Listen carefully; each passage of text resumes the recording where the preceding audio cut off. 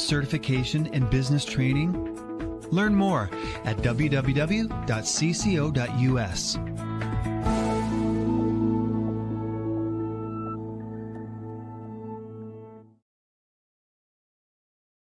Oh, Alicia, how are you today? I'm doing great. How about you? I'm doing fine, and welcome everyone. If you're in the chat here from the CCO Club, let us know that you're around so we can say hello to you. Thank you for being with us tonight. We are starting the February 2025 CCO Club Q&A webinar. And if you are in the CCO Club, you're in the right place and you're in the right time. Our topic today is AI and medical coding, advanced patient outcomes with Alicia Scott. So Alicia, take us away because I know that you've got a lot to share tonight and I don't want to hold you back. Yes, and again, I also love seeing where everybody's coming in from, so I'll be looking on that other screen. Nice. Thank you guys for doing that. We appreciate that, kind of spreading the CCO love across the nation. Let's see, Sarah Cook, since 2016. Woohoo! Yay for you. She's in Missouri. Yep. Are they seeing my Oh. screen, Boyd? Not yet, but they will in a second. Now they can. Oh, all right. I was getting ready to change the screen, and then I thought I better wait. Yeah, I got that handled for you. Oh, it is fun to be back with you guys again this month. And you remember that the CCO Club monthly webinars are where we take topics that you have let us know that you need more education on, or that we need to unpack for you and give more knowledge, or something that's trending in our industry. Then we will absolutely do the research and educate you. The one topic, though, that is hot right now, and we've talked about it a little bit through the last couple of years off and on, was AI and medical coding. And we talked about the role of the coder and medical coding. You can probably go to our YouTube channel and see different topics that we've done surrounding AI. But what we're going to talk about today is how medical coding and AI is advancing patient outcomes. That's the goal, right? You probably get tired of me saying that we code for statistical purposes. It happens to be a convenient way to get paid, which is true. And the ultimate goal is advancing patient outcomes. We want people to maintain or improve, and those that don't, that succumb or start having illnesses or go downhill, we want to know why and what we can do to improve the situation for them. Let's talk about what we're going to go over in this webinar. We're going to talk about AI and kind of do an introduction of AI and medical coding. We are, in addition, going to talk about how AI enhances coding accuracy. We're going to talk about the efficiency gains and workflow impact with AI. We are also going to talk about the direct links to patient outcomes, as well as implementation strategies. It's great that we know about AI and how it's impacting our patients. How do we implement the program into our everyday working lives? Future directions. We're going to look at a couple case studies, or some case studies that have been done where you can go out and do some more research. And then evolving coder roles. Ultimately, we're going to see that throughout the webinar, the evolving coder roles as AI is being implemented. Before we jump into more information, though, it's important that I remind you this is a CCO Club webinar. If you're not already a member of the CCO Club, it's real easy to join. You go to cco.us/club. Within the club, you get the complete replay, you get the slide deck, you get the transcripts, as well as all the discussions that we have surrounding the particular topic or the issue that's trending in our industry. Again, it's real easy to become a member. It's cco.us/club. Club. If you have any other questions about the webinar, we'll round out and talk about them more at the end. Now, introduction to AI in medical coding. What we found that we have several challenges, and the current challenges is that 40% of claims are denied. In addition, 15% coding error is manual systems. It's user error, right? I don't know if you guys are doing data entry or typing into your spreadsheets or your program. How often have you flipped to characters? I do it all the time. I remember when I started working in coding, I used to laugh because my family would joke that I invert numbers all the time. They call that maybe dyslexia now. But needless to say, I see things that what goes into my brain and what comes out my fingers sometimes is flipped. Because of that, I would laugh that they even let me still code, right? We can check. We have ways to double check when you know that's something that you do. Even they let me do it. So if it's a career you're interested in, you're dyslexic, don't worry, you can still do it. However, the takeaway is that a lot of the errors that happen is that manual data entry. In addition, they've got a program called NLP, Natural Language Processing. This has been around for quite some time, but it is one of the ways that AI works with analytics. And it has a deep learning, is the way they call it, deep learning, or predictive analytics. We did a presentation, I think it was last year. It would have been like at the beginning of the year or maybe even the end of the previous year about AI and the new role of coders. And we really put it through its paces and what it could and couldn't do. And it's pretty fascinating. That's when I first became aware of AI's limitations. Everybody talks about all the great things that it can do, but sometimes they don't talk about what it can't do. And so we wanted to focus on that. But it has the ability to learn. It learns trends and it learns from you. It also can learn uh, bad bad habits, just like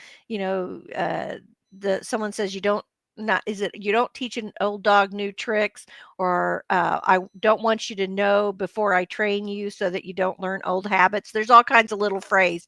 The fact is AI has the ability to learn and it picks up trends. So if you continue to make a mistake, it just assumes the mistake is accurate.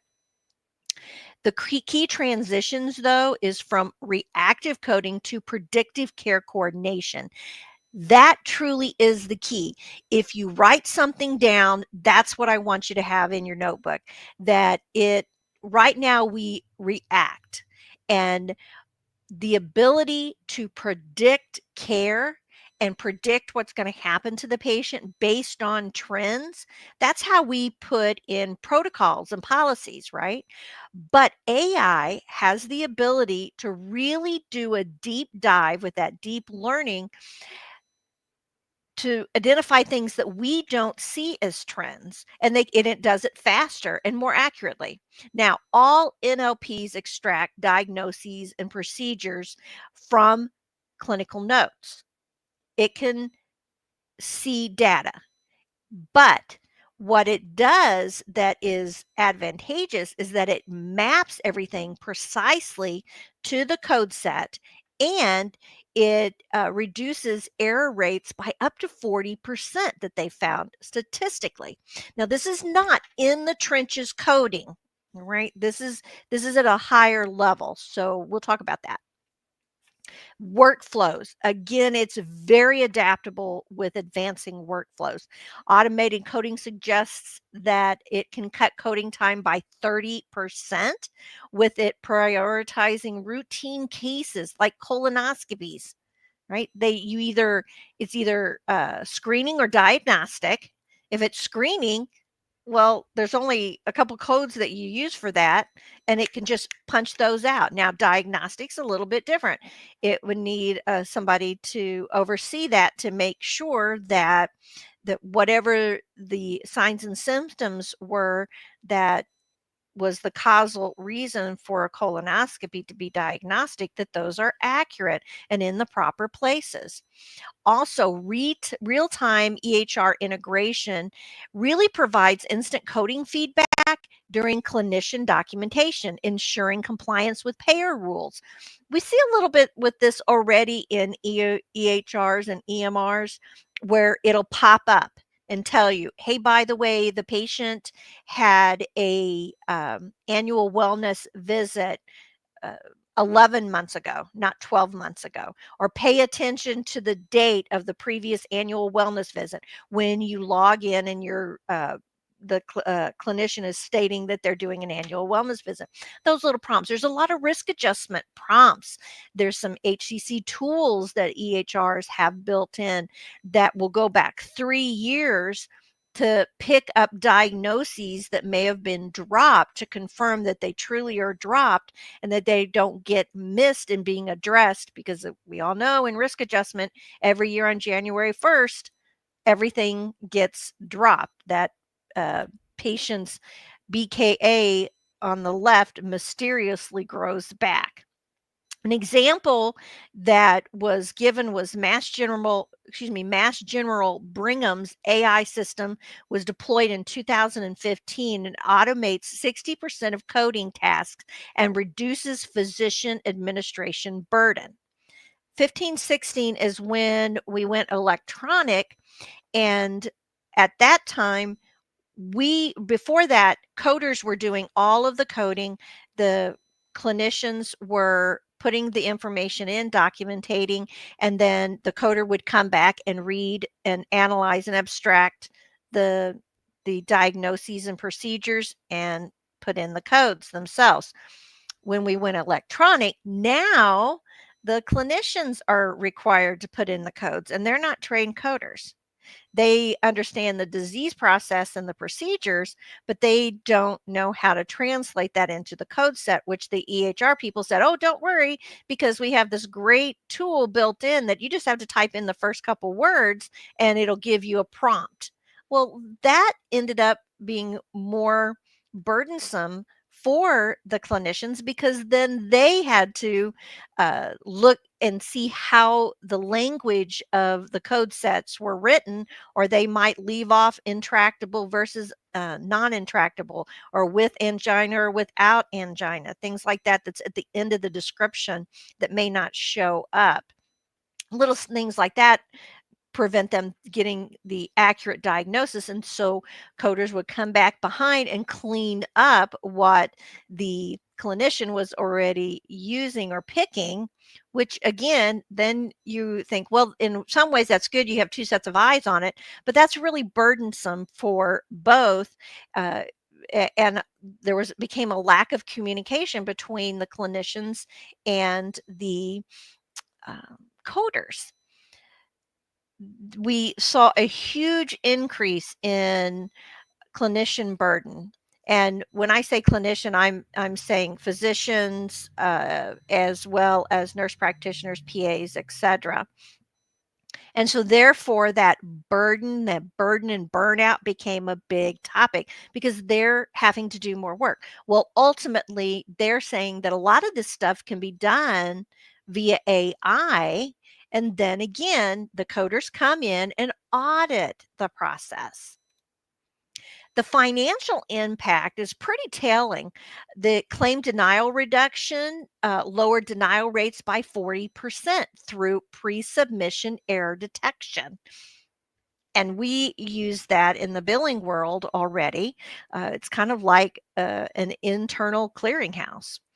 Revenue cycle acceleration, predictive analytics can optimize charge captors, improving the reimbursement timeline by 25%.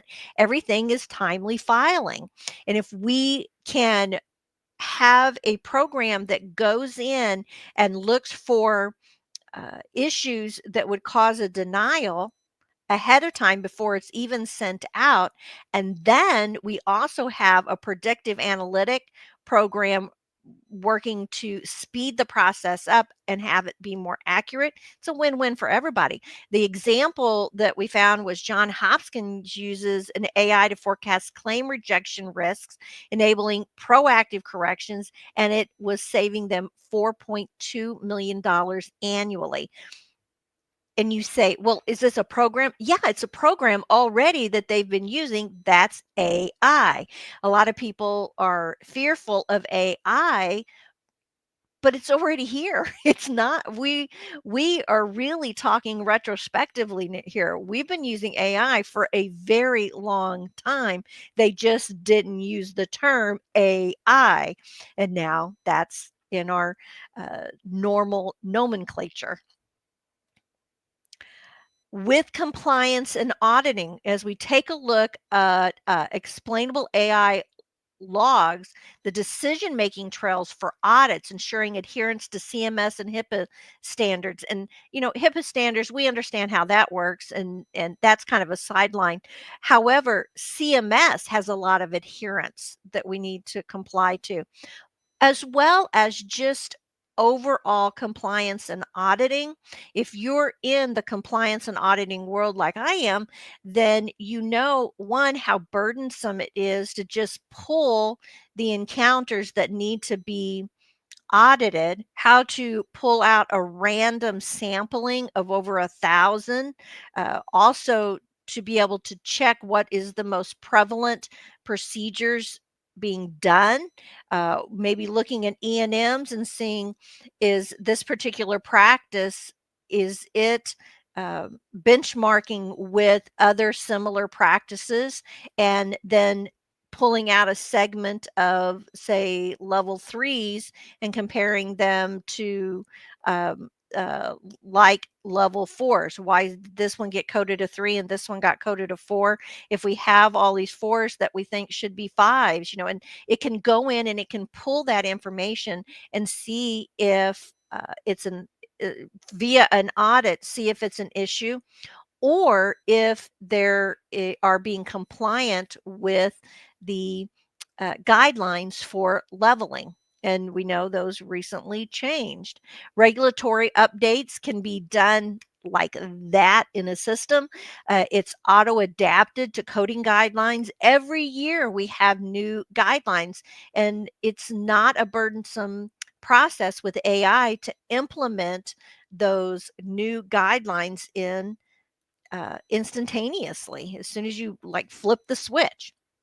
The clinical support is pretty outstanding. When we look at risk stratification, AI is going to be able to identify undocumented conditions as things like diabetes complications, as well as triggering care gaps alerts. And this really falls under population health as well. So we look at the coding data, and we have the ability to look at chronic diseases and the registries and clinical trial matchings. Now, I'm doing some work with the University of Missouri, and it's amazing. I get these emails that talk about all the trials that are going on right now and them wanting test subjects and everything. And it's fascinating to be a part of a teaching facility to see the clinical trials that are happening and the disease process that they are looking into. But I really truly think that this is where AI shines, and ultimately the focus of this webinar. We get to see the change in patient outcomes, and we can see it faster with the help of AI.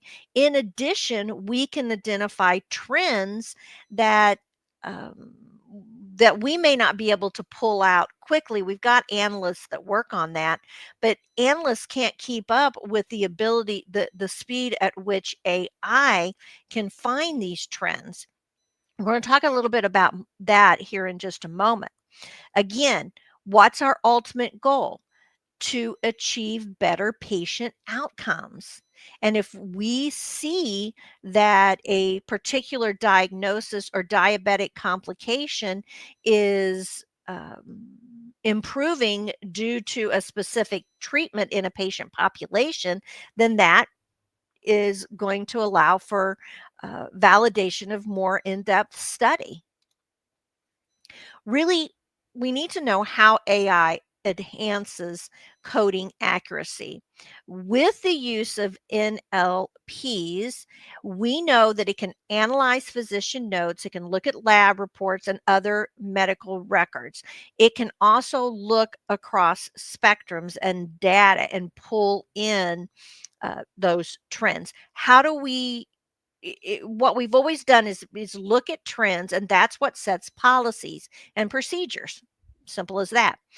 But we've not been able to take several at a time. We've almost had been able to take one or two pet projects, look for a trend, and pull the data in, right?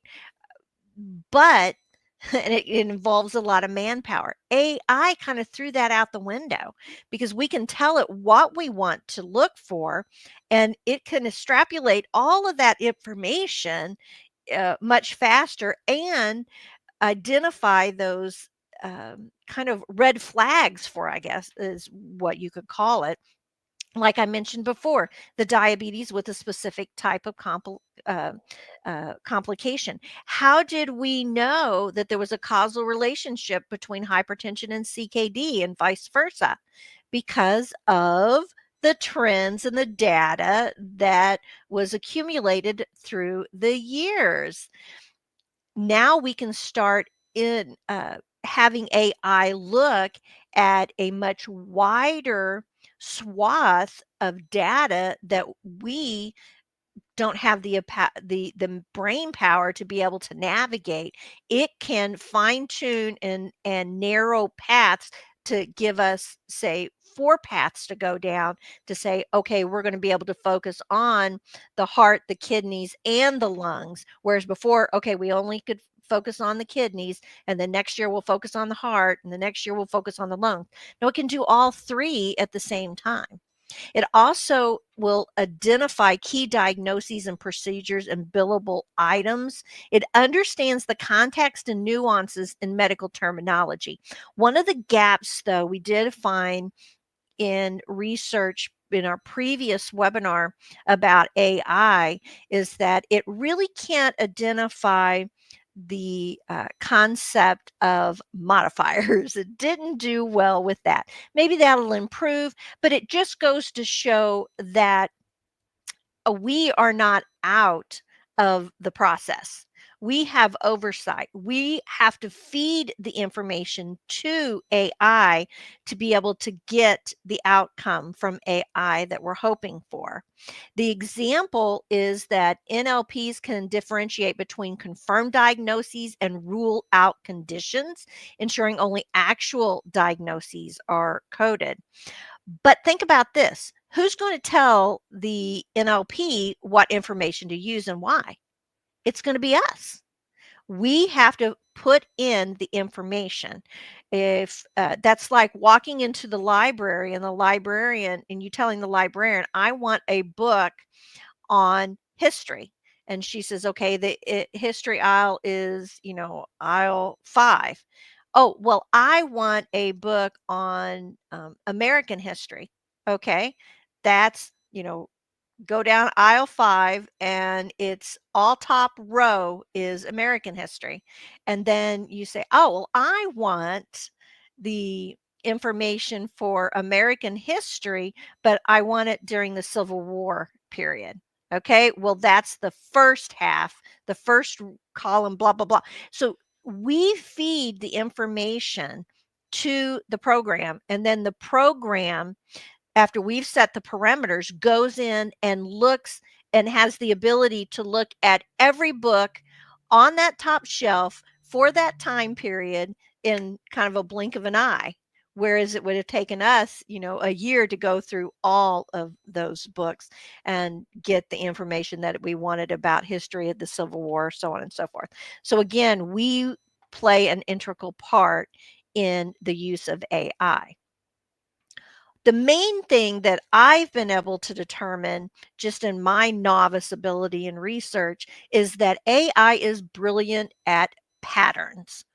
Of course, that kind of makes sense, right? We see patterns. However, we aren't able to look at patterns or at the rate that AI can do it, and then AI can see patterns that we don't see even coming. And we're going to talk about that a little more in a moment. So pattern recognition is really important. It can identify code conflicts like incompatibility procedures and diagnoses pairs. One of the most interesting things as I got more involved in billing is to see these rejections versus denials and denials versus rejections. And so that, and each payer has their own little way they want things done. Well, AI has the ability for you to put that information so that it flags or makes the changes that are appropriate for each specific biller or payer based on what we say that patient's billing is. The billing company that they use, or not billing company, but payer. That's what I'm trying to say. So again, it can look at that aspect from the revenue side, but it can also look at the other side where it says, hey, you can't code this code with this code. Now we say, well, we can kind of do that with our EMRs. Yeah, you can, but still, we know stuff slips through the cracks. It also has a 99% accuracy in nephrology coding predictions. That was a study that was done that's referenced a couple times here in the slide deck. And if you're part of the CCO Club, you get to see the slide decks and you'll be able to see the hyperlinks to check those studies that I used. Again, amazing what it can do. It also excels at recognizing patterns in large data sets. We're not able to do that. We have to limit what information that we can run. And then we have our analysts come through and we say, okay, now that we see this, we want to fine tune it and manipulate it and make it give us this information versus this information. Then we have to wait and see what's produced, go in and check it and say, okay, yeah, now we've got that, but now I want to see this part versus, A versus B, so on and so forth. We cannot do it quickly. Our brains don't work fast enough. And AI is excellent at that. It also is able to identify common co-occurring diagnoses and procedures. It flags unusual code combinations that might mean that there's an error. And if you have done auditing as long as I have, where you're auditing coders and clinicians, you see errors all the time. And and even I'm learning where I think something's an error and find out it's not. The reason they do it a specific way is because of a payer policy. And then suggesting additional codes based on historical patterns from similar cases. So really think about this in the broad picture. You know that I have a lot of experience and I'm really passionate about risk adjustment, but just imagine the impact that it has on risk adjustment and HCC capture, just knowing that it can work with patterns and pattern recognitions. You can see that it can almost get to the point where it can predict the what a patient will look like in a year's time, in 3 years' time, and so on and so forth, based on all of the overall patterns that it sees within a patient with each visit, from looking at a patient's vital signs to looking at trends in things like social determinations of health as they're added into the picture. It's quite amazing. Well, what do we look for? We look for validation. And AI has the ability to give us real-time validation. We can instantly flag a document with gaps, unspecified ICD-10 codes. I just was working with a peer on behavioral health, and we did a quick little audit, and we were seeing that F32.A was being used again and again and again and again for over, a year of visits for a patient being treated for depression.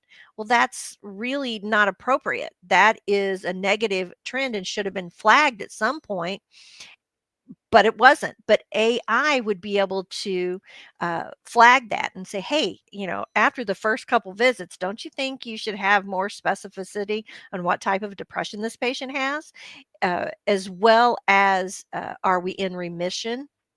things like that. Audit trail creation for compliance, as well as reducing the need for resubmissions. How annoying is it to send out a great big batch and then have half of it come back? It will automatically integrate updates for the code sets when they come out. And we won't have to worry about it being compliant and up to date with the changes. Just think how telehealth is changing. It seems like all the time.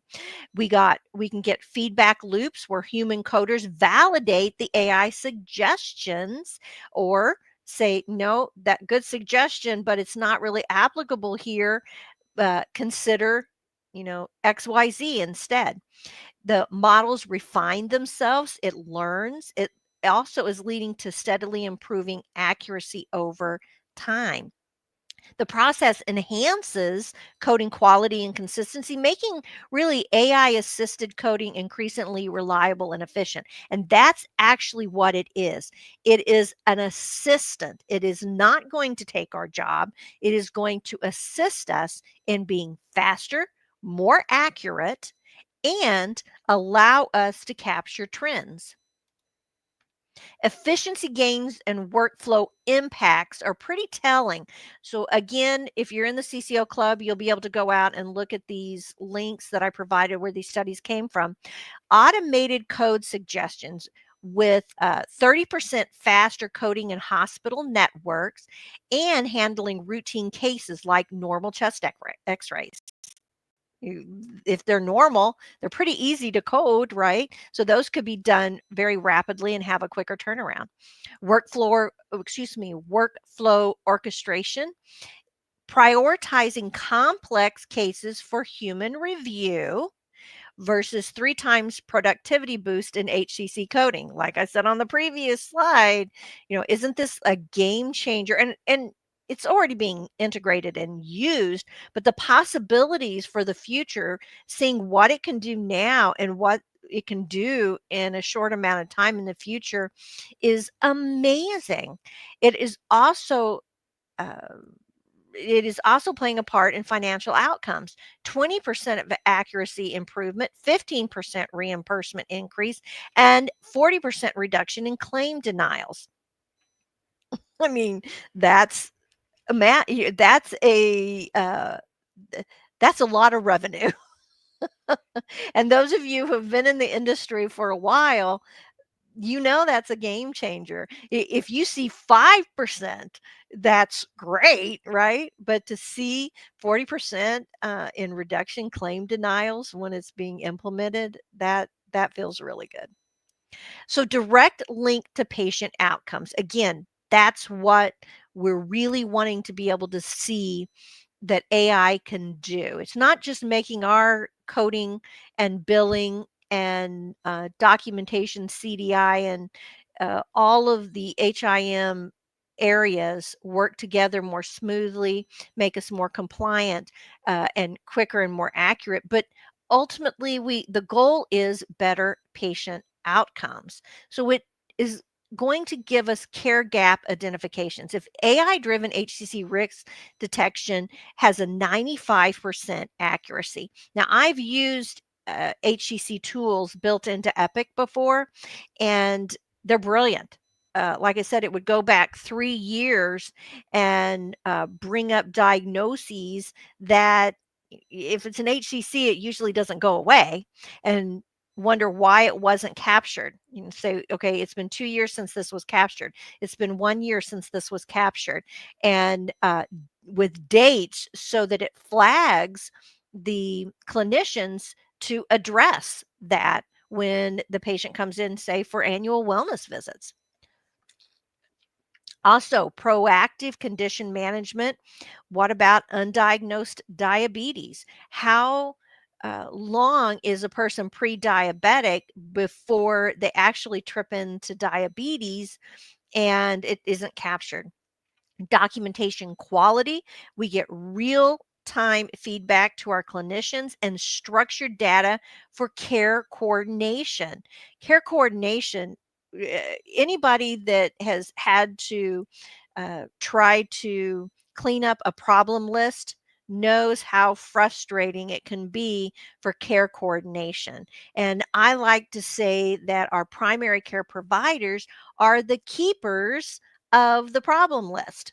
But how many times, again, have you gone in and seen in the problem list that the person has had a upper respiratory infection for 6 months, or they have a fracture still showing up, or they have CHF unspecified for a year and they've already been to the cardiologist twice.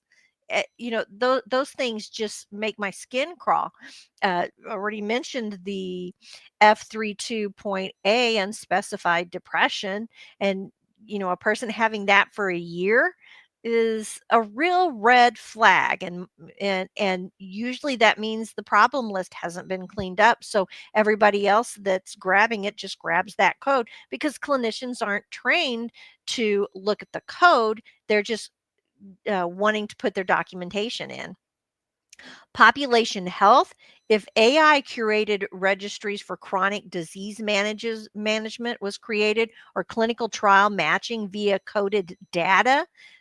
Why do we code? What do I say all the time? For statistical purposes, happens to be a convenient way to get paid. That's, again, clinical trial matching via coded data. Huh, that's the ultimate goal. Industry leaders are going to be needed. And this is, again, where you come in to verify and validate the work being done. AI can grab the data, but AI doesn't know what data to grab unless you tell it. It doesn't know what trends to look for unless you tell it what you're wanting to see or give it some parameters to work. It also is like Google on speed. If some of you may play with some AI programs already, but it allows you to research and look at clinical trials. Say you wanted to see all the clinical trials on a specific type of breast cancer and a specific medication that was used, and you want all the clinical trials, not just in the United States, but globally. And it can grab that information for you. That's a game changer. And then it can take, once that information is populated, then it can start giving you trends and looking for gaps. And you say, okay, now we see that A, B, and C has already been studied. What is there a gap? What hasn't been studied? And then it will go in and research and say, oh, look, XYZ hasn't been studied yet. So you decide, okay, I'm going to start with X. Let's see if we can find a patient population that meets X. And you say, okay, well, there's 5,000 people that meet X. What about Y? Well, there's only 500 people that meet the criteria for Y. What about Z? Oh, there's 50,000 people that meet the criteria for, So again, it can do this rapidly. And that's why population health and the patient outcomes are going to improve and actually have already improved. What are our implementation strategies? It cannot do it alone. It's not taking over our jobs as medical coders and billers. Where do you see yourself in the process? Think about that as I'm talking about the next bullets.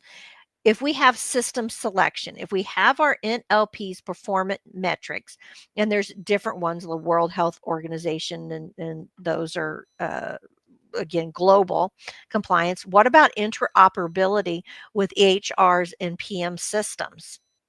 And then change management. What about training programs for AI assisted mindset? Feedback loops for model refinement. And in addition, we have compliance considerations. Maybe you want to go down that path. Explainable AI requirements and audit ready prediction logs.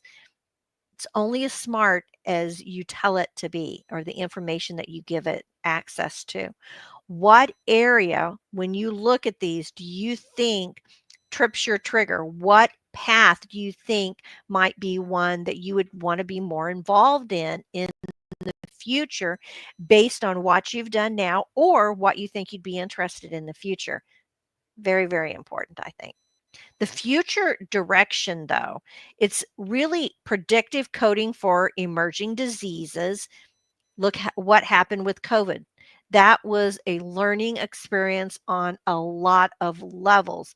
However, because of it, we were able to extrapolate amazing data that helped us look at heart conditions that you wouldn't have thought would have been related to flu, as well as long COVID, things like that. Why did we end up with a new code for long COVID?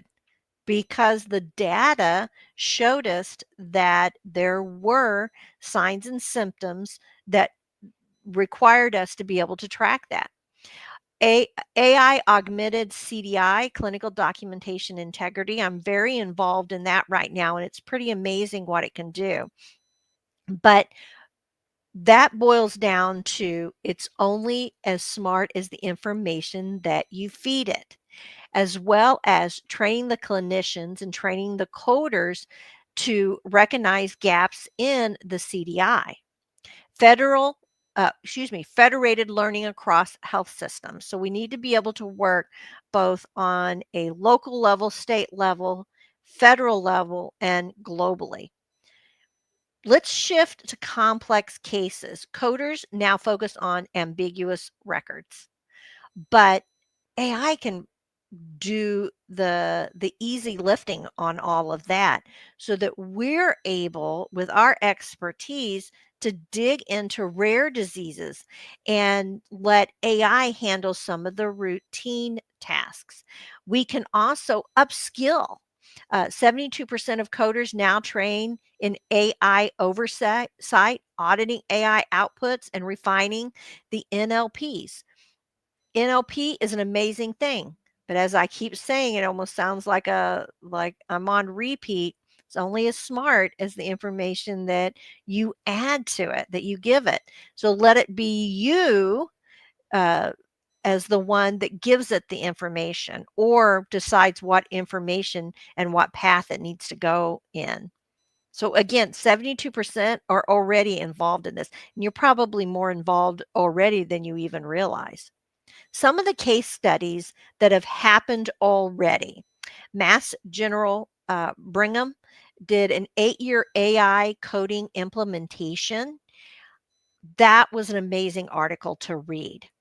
It showed improvements on a broad spectrum of both CDI as well as burden, uh, removing some of the burden for the clinicians, as well as focusing on trends, like we keep saying, and some of the insight that they were able to establish in their patient population was pretty interesting.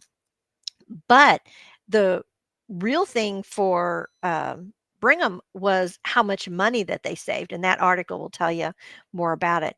Outpatient network, 25% faster billing, and 95% patient satisfaction. It's all about the patient ultimately. Yes, it's great that we have a faster turnaround in billing.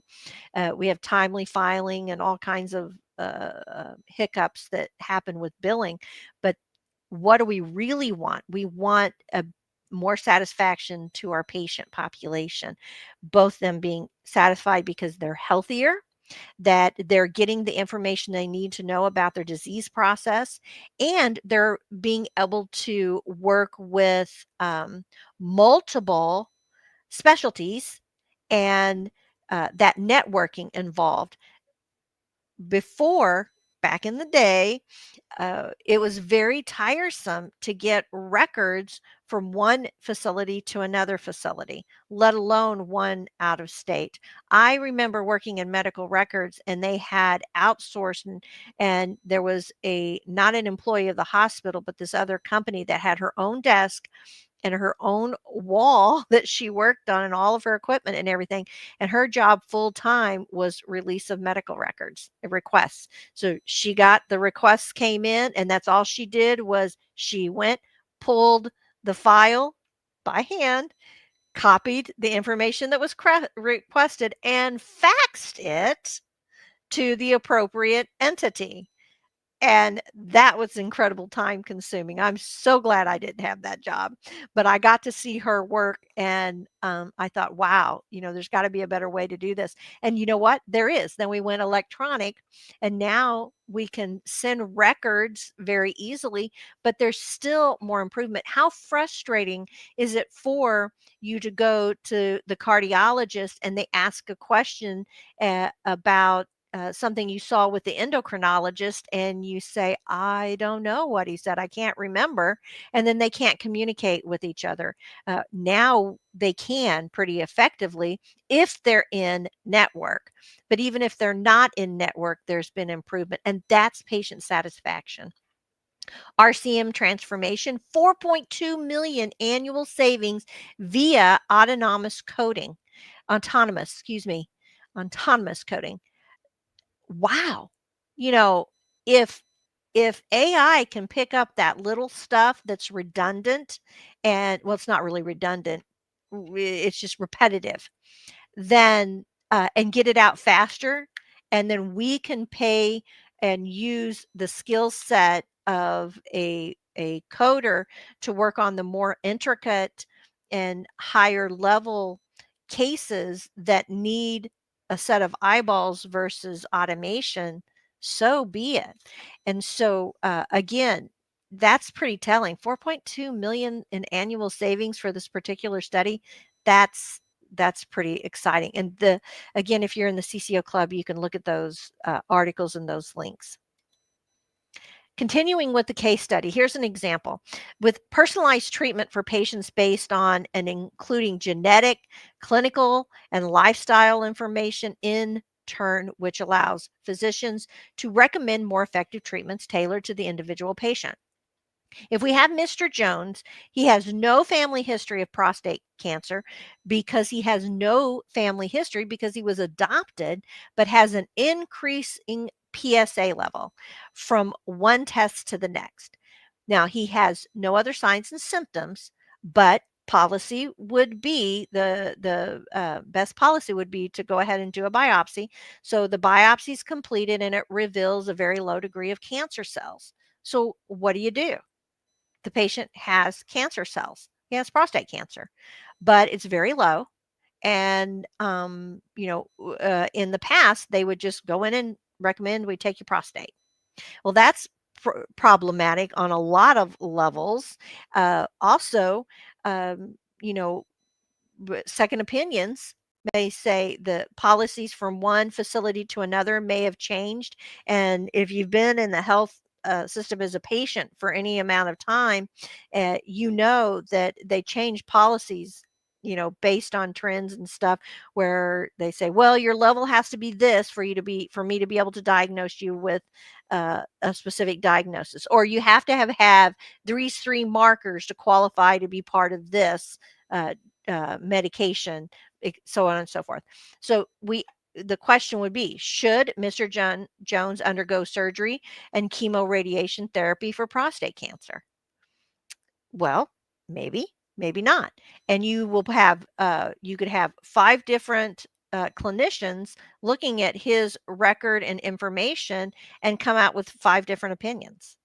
So what we're able to do with AI is pull in global studies that say with the most up-to-date information, not having a clinician go out and look at a book or try to find an article, what's the prevailing trend right now in policy and procedure for this criteria, because he's unique, then AI can give it to you at a few clicks of a keyboard. And most likely, the best outcome would be that no, it'll be watchful waiting because of all the factors involved. And it might not have been 20 years ago because we didn't know what we know now.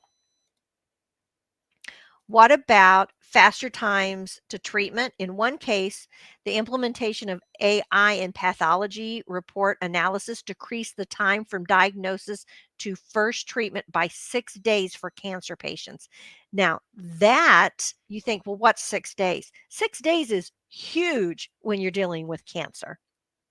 There was an improved chronic disease management where AI and integrated wearable devices and mobile applications help monitor patients with chronic conditions like diabetes and heart disease. You know, you see the little device on people's arms a lot, and if you're not familiar with those, there's some name brands, but ultimately what that does is it is allowing that patient not to poke their fingers anymore, and it's giving them real time uh, glucose level readings, and it can alert you real time if you dip too low or you dip too high, as well as notify both a person that you've designated as well as your clinician that's taking care of you, all instantaneously like that. So that's amazing. Can you imagine what that does for the lifestyle and uh, for a person who's a diabetic, especially like a brittle diabetic? That really enables more proactive management and timely interventions and leads to better control of these conditions and fewer acute exacerbations. If a diabetic is starting to go downhill, right, and we catch it early, then they're less likely to have toe amputations in the future, which saves money for all of us. In addition, it has a better patient outcome for that patient. And then it also will identify trends for that patient. It can be run through the AI system and say, okay, it looks like that these particular health factors influence your glucose level or your diabetes, and therefore you need to have, your heart checked, or you need to go in and have a sleep study done, so on and so forth. So it's pretty exciting. In addition, enhanced patient safety. AI systems at hospitals like Cleveland Clinic analyze real-time data for ICU patients to predict patient deterioration, allowing for earlier interventions and potentially improving survival rates. This particular study we talked about in our previous AI presentation that I believe is still on YouTube. And what it did was it took patients that had COVID, and they they knew that they were going to succumb.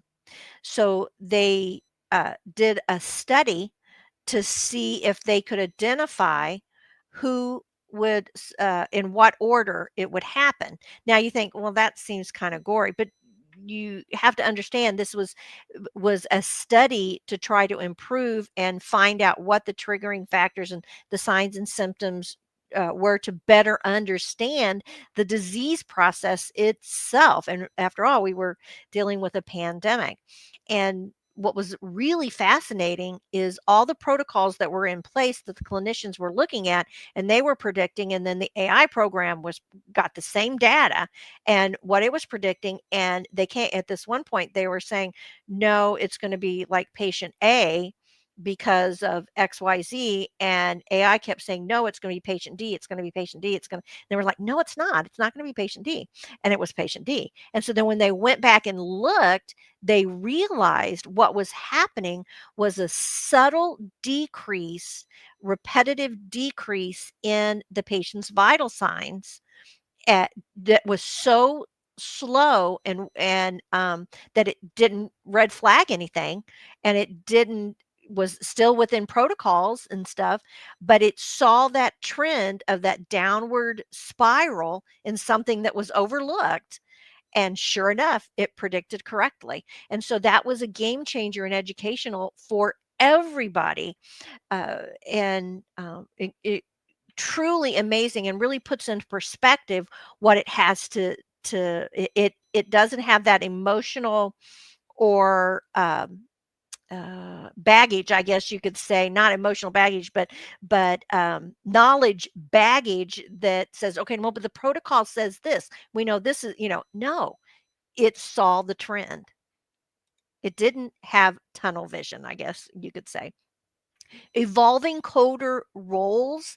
Really, guys, this is a game changer. It's already implemented into our industry. It's where you want to go with it.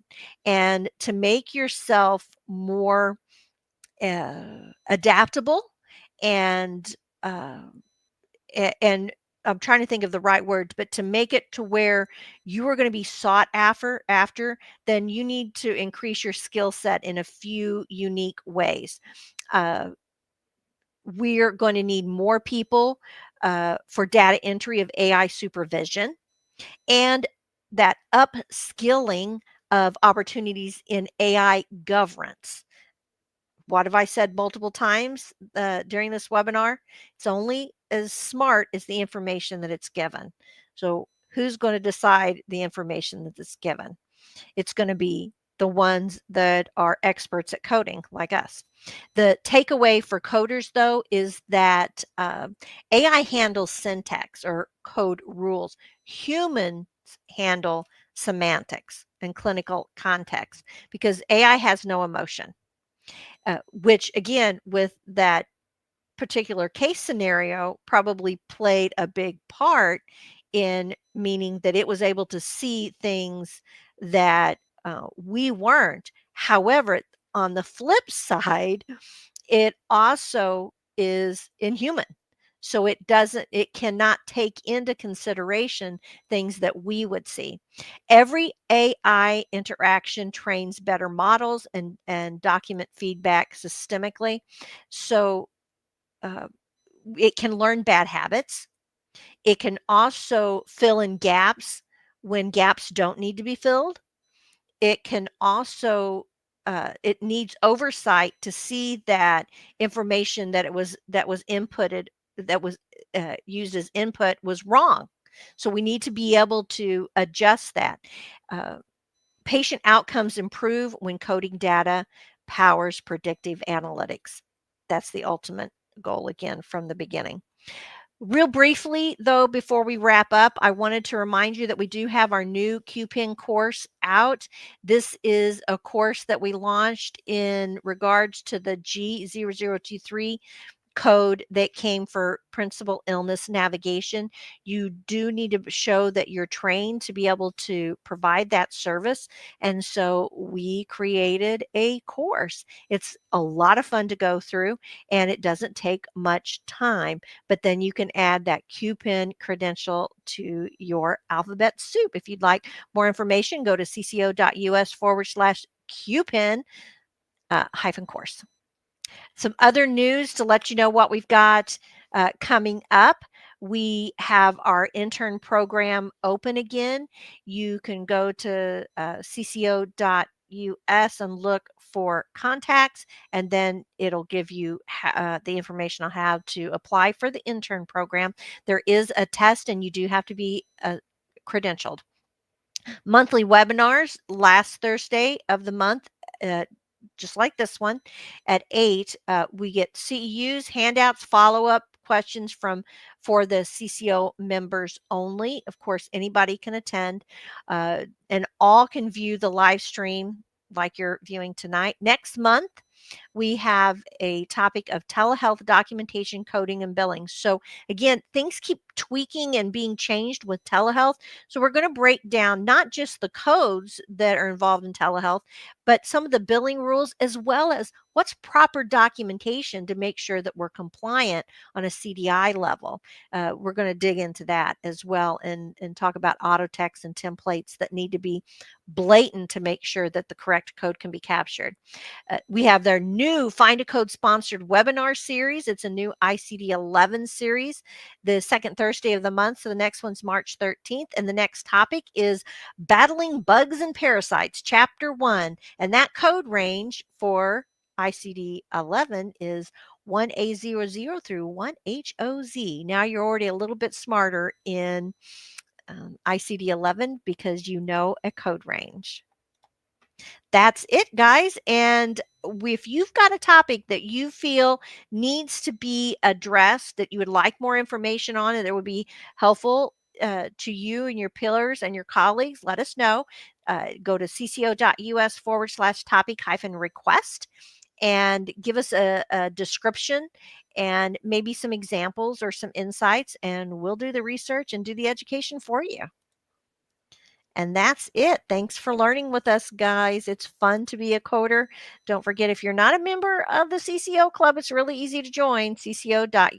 streamyard.us/club. And that's it, Boyd. What do you think? I think you did a great job. And I just wanted to let everybody know that the StreamYard participants, you have the link and also the password for your CEU that you gained tonight by staying to the end. So we just post that into the chat. Unfortunately, for all the people who are watching this everywhere else in the world on live streams, that is only for CCO Club members. I think you did a great job, and I'm always excited about AI. I wanted to start asking people about what they're using, but I work in marketing, so I use a lot of different things than probably you guys do. But there has been a lot of learning that I've seen that makes me think that a lot of people aren't making use of AI. I agree. I believe in ethical use of AI. I don't believe in doing fake news and all that other kind of stuff that is so prevalent these days. But I can certainly use it in when I'm trying to draft copywriting, and making videos, making scripts a lot faster, and it just goes down the lines because it saves money for other people as well.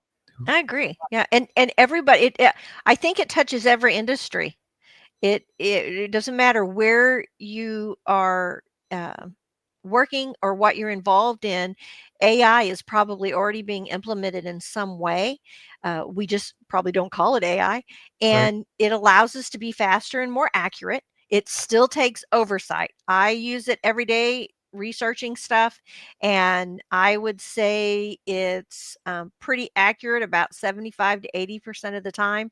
And then every once in a while, it'll give me a humdinger, and I'll look and think, what in the world, is like, where did that come from? So it has to have oversight. And, but again, I really wish I'd had it when I was in high school, Right. or when I was, in college and stuff like that, because man, it can really do research fast. I noticed that there were a lot of things that were not being found in cancer, that they were connecting the dots. Yes. I could go and find it a lot faster, and things that the human couldn't see. Yeah. SUNY, New York, I was teaching with them for a while, a few years ago, for about 4 years, teaching some of the coder programs. And I got involved with one of the research professors, and I still get his email, and he sends one out almost every week, but talking about all this research and what they found. And it's really fascinating. And you know what? It almost always has been implemented because of something they found in the gut that may be able to help with Alzheimer's patients, or or this particular genetic the genome they found that is makes you predisposed for this type of cancer, and therefore they can now test you for that. It's just fascinating the links, and it's usually only a couple paragraphs, and you can go out and do the research yourself. So in fact, I've done a few LinkedIn articles based on that stuff he sends. I really enjoy reading it. So again, it's amazing what they're finding. It's impersonal, and it looks for things. It can have tunnel vision, or we have tunnel vision, whereas it doesn't. I guess it thinks outside the box, I guess, is what I'm trying to say. Yeah. Well said. Well, thank you everybody for joining us, and thank you, Alicia, for presenting tonight. And we look forward to the next month's in March CCO Club webinar. So thank you everybody for being with us tonight, and we will see you later. Ta-da. See you next time. Looking for medical coding, medical billing, and risk adjustment education? Learn more at cco.us.